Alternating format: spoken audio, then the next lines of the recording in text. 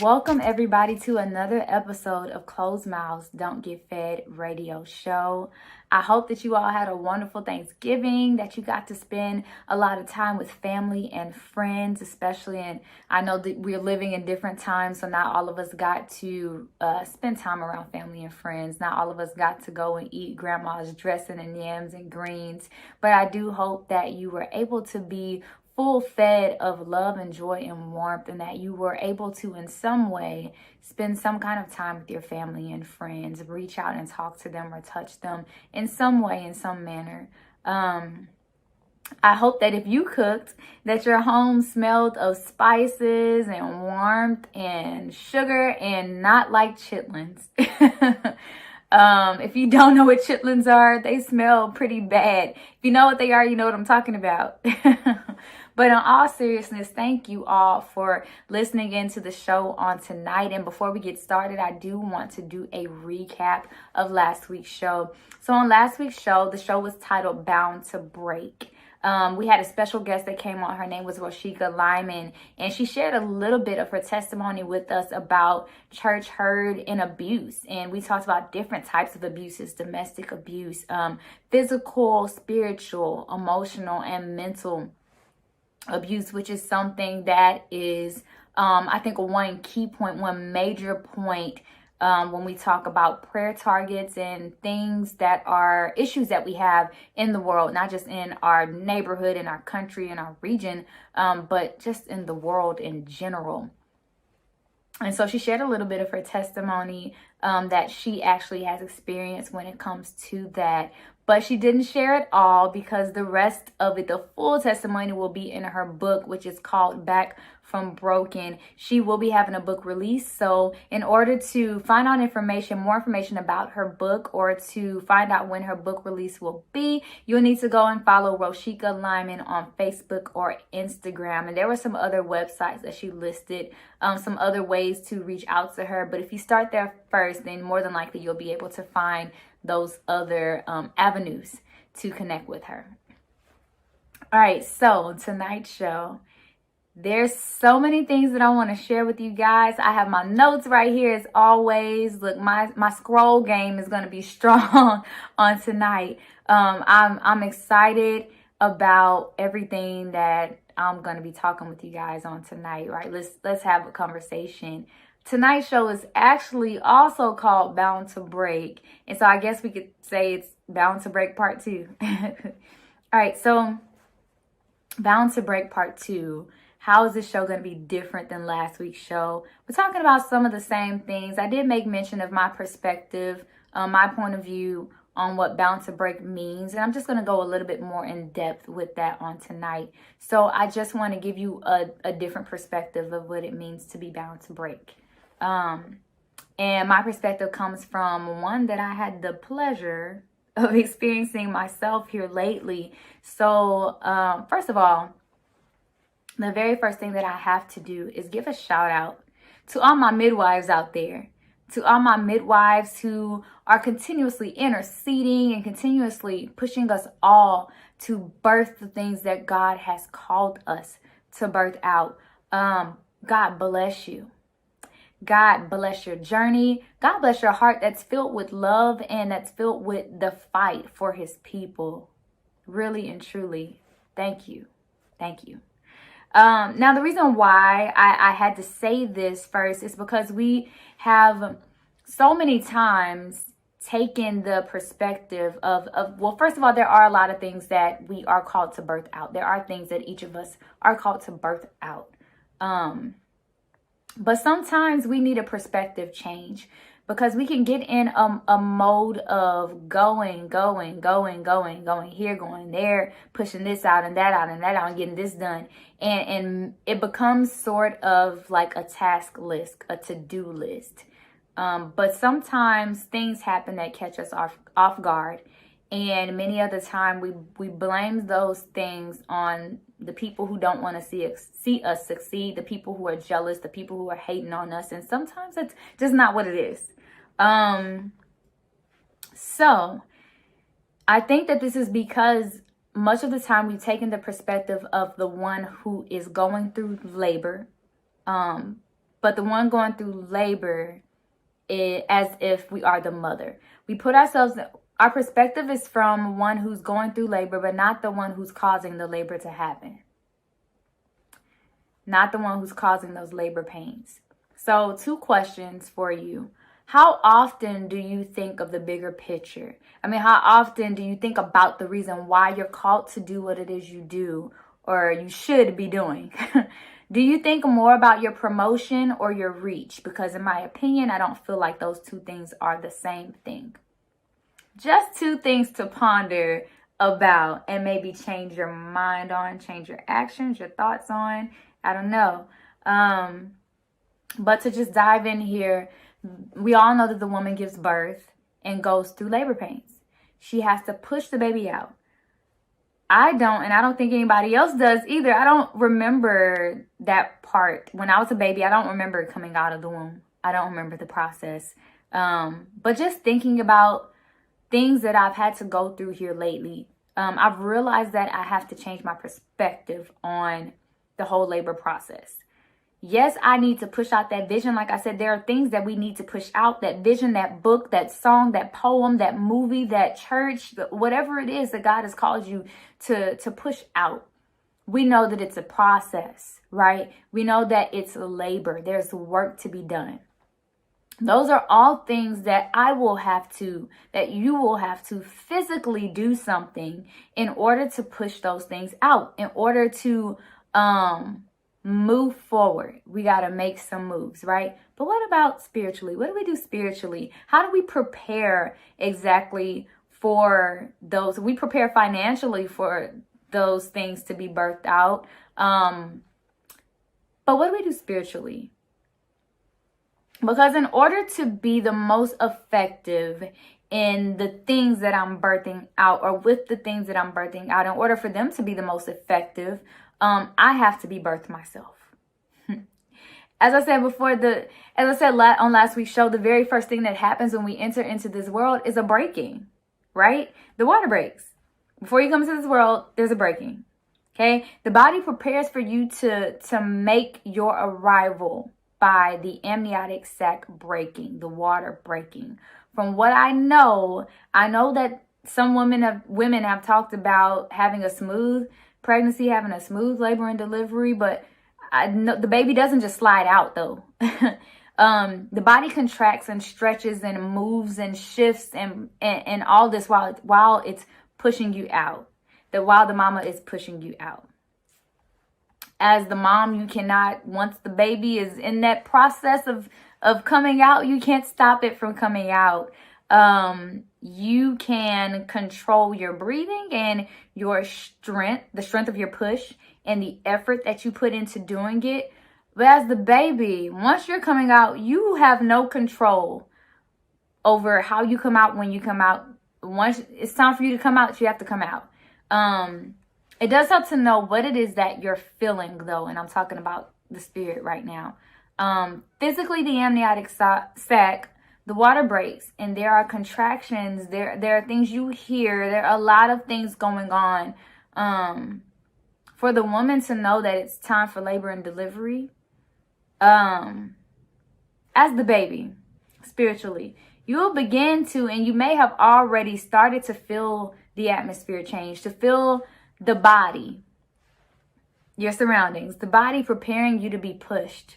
Those gentle nudges and pinches in the spirit that you feel, the pressure that is frustrating because it's not a physical pain. It's not physical pressure that you feel. You can't take in a Aleve or an Advil or an ibuprofen or Motrin to get past this or to make it go away. It's not a headache. It's not a migraine. It's not cramps.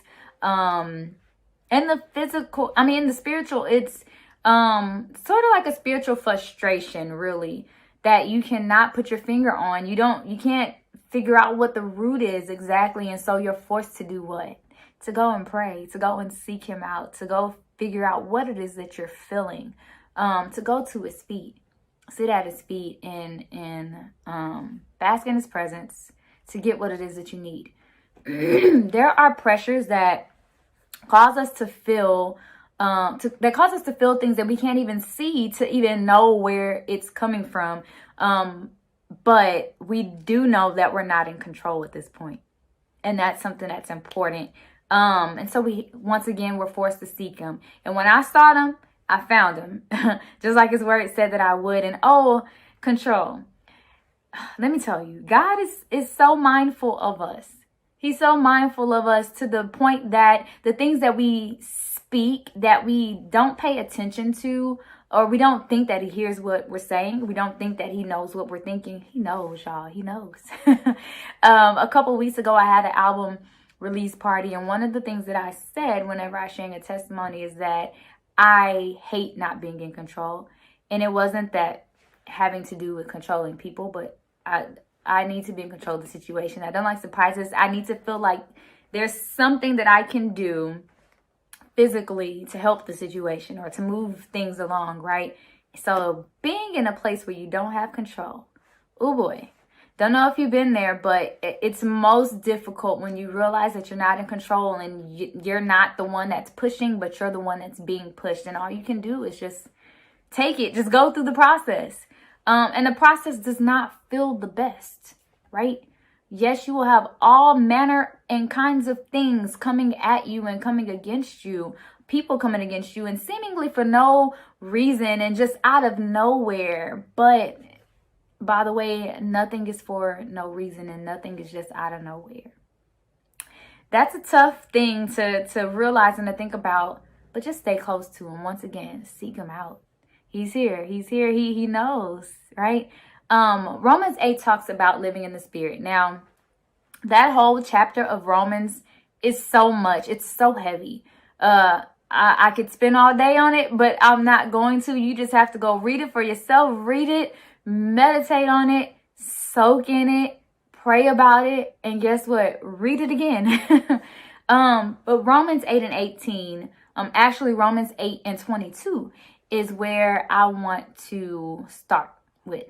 And once again, our perspective right now is not the one in labor, but the one causing the labor pains to happen. Though we are birthing things out, we are being birthed at the same time.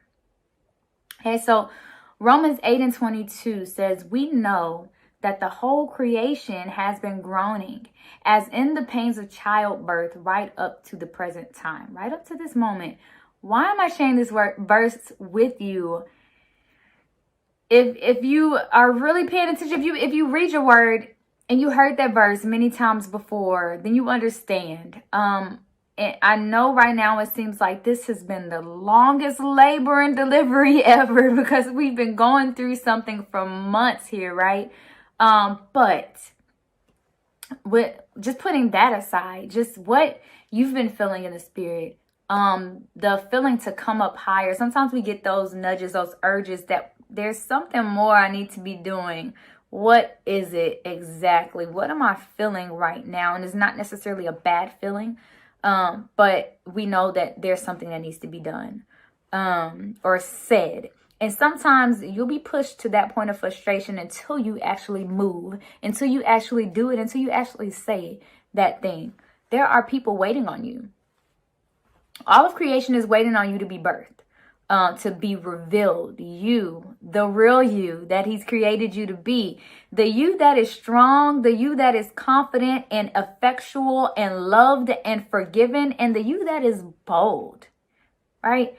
There are things that cannot happen until you happen, until you break. You were born for this. You were bound to break. You were born to break. We think about it this way. Think about Christ. He came so that we may have life and that more abundantly, right?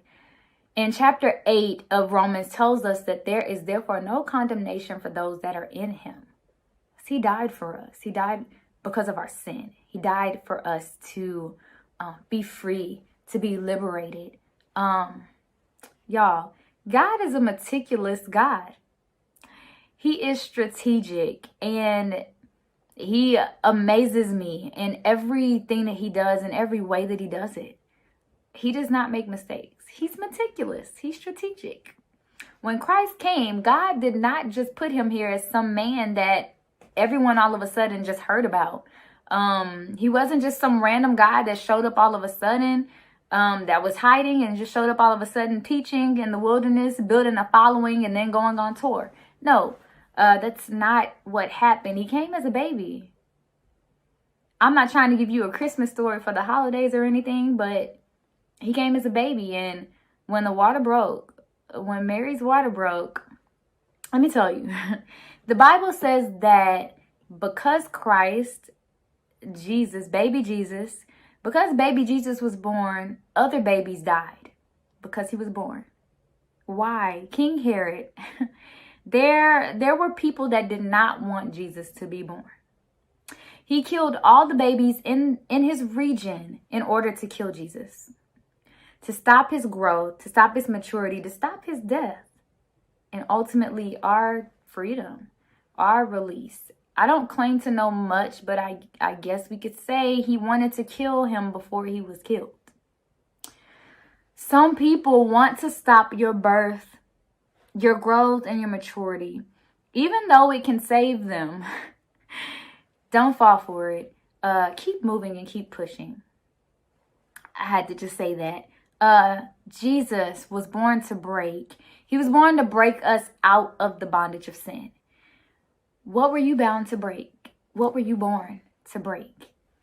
You matter. Every step you take matters. The fact that you're breathing matters. The fact that you're listening to this right now matters. Your every decision matters, not just to you, but to everyone that's around you, to every place that you will walk in, that you will drive through.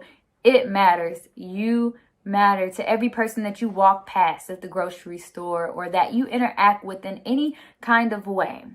Even to those that will never meet you, but will hear something that you say, hear something you sing or play, that will see something that you've done, see something that you've created, buy something that you've created, or that you sung, or that you have written. You matter. It matters. You were born to break. He knew you when you were in the womb. You were made, you were molded, you were formed, you were called, you were predestined for exactly where you are right now. In the spirit, because where you are in the spirit right now, because some of us are not in the right place, we're not in the right position and not in the right posture right now. Maybe because of the things that we've gone through or the things that people have said to us. The mentality, regardless, the mentality that we have towards ourselves has to change. It has to change. But can you now imagine being pushed, being in between these walls that are contracting, and you're hearing the sounds of the contractions and the chaos that may be going on all around you and your mom in the labor and delivery room. In the spirit, we hear the contractions. You hear the contractions. You know what I'm talking about. And the stretching and the moving and shifting that we experience, because as the body is stretching and moving and shifting, we can physically see that happening. In order for you to get to the next thing, to come out on the other side. Because like I said, there are things that won't happen until you happen, until you come forth. You were born to break. You were bound to break once you exit the womb. What is it that you have in your hand? What is it that you have in your mind? What is it that you have in sight? Let's go back to my reference to the scripture when he tells Jeremiah that he knew him when he was in the womb. As a matter of fact, it says, before I formed you in the womb, I knew you.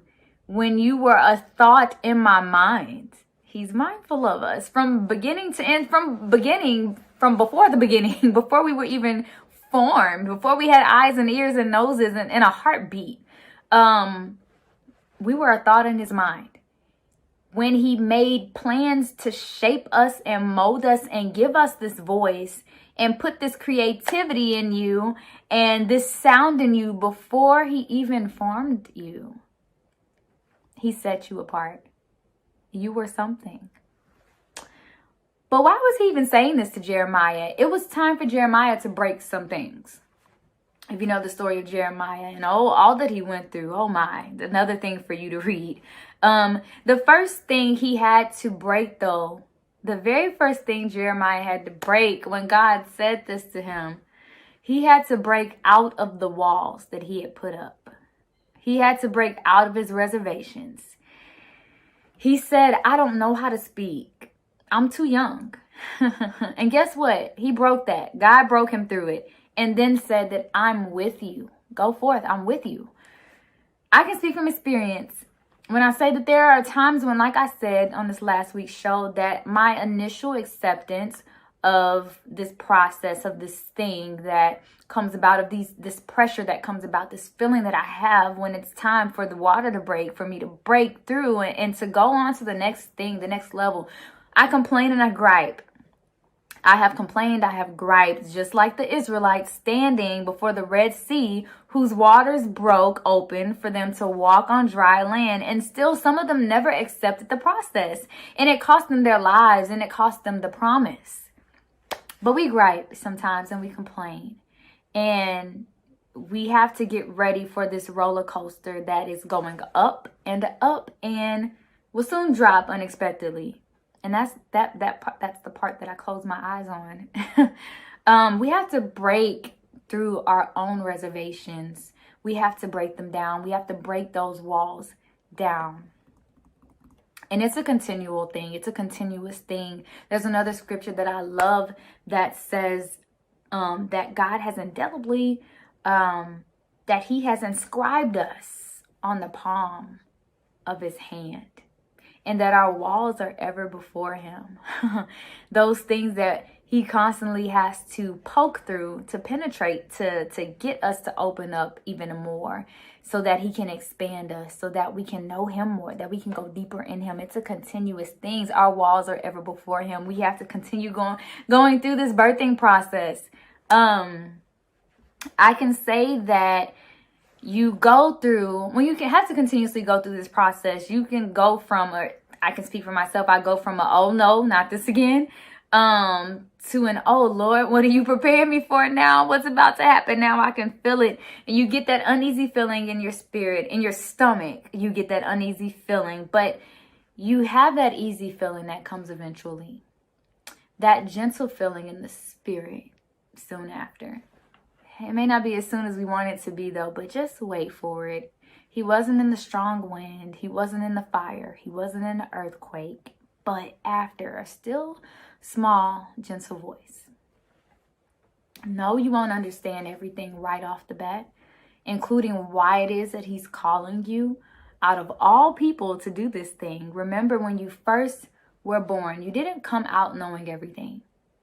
It took some experiences and some growing and some maturing. It is another level coming that is requiring another level of you, requiring more out of you. But hey, I want to just encourage you to be you. And I'm going to make sure I say all these things. Not knowing who it is that may need to hear this. Walk the path that he has set for you. Only you can do that.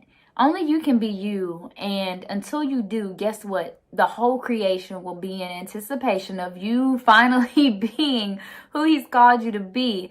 It's not difficult to be you once you know who you are and why you are that person. No excuses. It doesn't matter what they say or think. Get to a place of quietness where you can hear him best. Sometimes you even have to get away from those voices that you normally hear all the time. Sometimes those people don't understand where it is that God's taking you. So I've heard. They won't understand exactly what it is that you're going through. Once again, this is your path, not theirs. You have to sometimes get away in order to get closer to him. There are things that I do or that I have had to do, and people ask me why, and I can't tell them why, because as he's told me to say is my answer, this is the path that he has me on, and he doesn't need for anything that I say to distract you or to hinder you from walking the path that he set for you. This is what he has me on. And it's important to realize that, to know that, and to take that stance, to have that mentality. Once again, sometimes you have to get away in order to get closer to him. Everything about you was made for a reason. I've heard people say some of the most hateful things And no, I'm not innocent. I've been there. But when you finally find yourself on the other side on the side of not entertaining those certain things that people say, certain words, certain actions, certain thoughts, you begin to realize and you begin to think differently. But I've heard some of the most hateful things. We talk about racism, and discrimination based on your skin color or based on your gender or a disability you may have. But I've heard some of the most hateful things from people who hate someone just because of the way they walk, who hate someone just because of the way that they talk. I've heard someone say that they hate the sound of someone's voice. Look, you are unique. The sound that you make from your mouth, remember that the Bible says that the power of life and death is in your tongue. There's a certain sound that will come from you that can break down walls, that can heal deaf ears. Only your sound for certain people. And so you have to, closed mouths don't get fed. You have to keep your mouth open. And you have to keep your ear open so that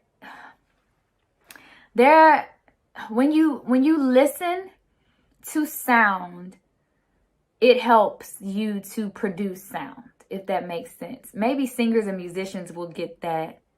And dancers will get that. I've learned as a singer, I can say that I've learned that there's certain sounds that make me feel certain ways. There's certain keys in music that give a certain sound for a certain mood or vibe or a certain thing, a certain vision. I know it's sound, but the vision that needs to be carried out. Look, this is important. Listening, hearing, staying true to you and who he's made you to be. That's all that I'm saying. And not just finding that person and saying, okay, this is who I am, because there's more that's going to come with that. You're born and you're given a name, but you have to learn who you are. You're called by your name. Your parents call you your name whenever you come out and they give you that name. But there's things that you have to grow and learn. There's things that you learn about yourself from the things that you experience and the things that you're taught. And it's the same way when it comes to this life, this process of being birthed continuously. That wasn't even in my notes. But know that you're not who they expect you to be or who they want you to be, how they want you to look or sound, and not even what they want you to say. You are not what they will pay the most to hear or see, or who they will repost the most, who more people will follow. You and all the uncomfortableness that you had to go through. Remember this process and the journey and everything that you have to go through to get there. Don't forget it, because that will be your motivation. Remember all that uncomfortableness that you had to go through, and it will cause them to be uncomfortable. Your journey will cause them to have their own journey, to be moved, to be stirred, to change. So don't be something that you're not. Okay? And you can't be half-stepping and be all timid with being yourself. I've been there. I felt the tension and the frustration and the stress of not being fully who he's called me to be. Trying to be here and there. Being wishy-washy. And not being where he's called me to be. Where he's called me to be that person. That girl. That woman. That worshiper. No, it's not going to be all peachy cream. It's not going to be relaxing and chill all the time when you make it through. But you've ran a race. When you've run a race long enough, you develop and improve something called endurance. Know that there will always be more that is in you that must come out. There are thresholds that have to be pushed. There are thresholds that have to be pushed. When you're not birthed, when you're not accepting of this process of growth, the things you birth out will be birthed and then neglected and abused and abandoned if it's even birthed out at all. Remember, once you go through labor, you have to go through delivery. Look, that section of the hospital is called labor and delivery. Okay? Once you go through labor, you have to go through delivery. From the mother standpoint, from the point of birthing something out, but from the point of being that thing, that person, that child that's being birthed out, once you've experienced labor, you have to be delivered. You have to be delivered. I hope that everything that I've said has been helpful, that it's been penetrable, beneficial, and a blessing to you. I really hope that it helped somebody somewhere with something.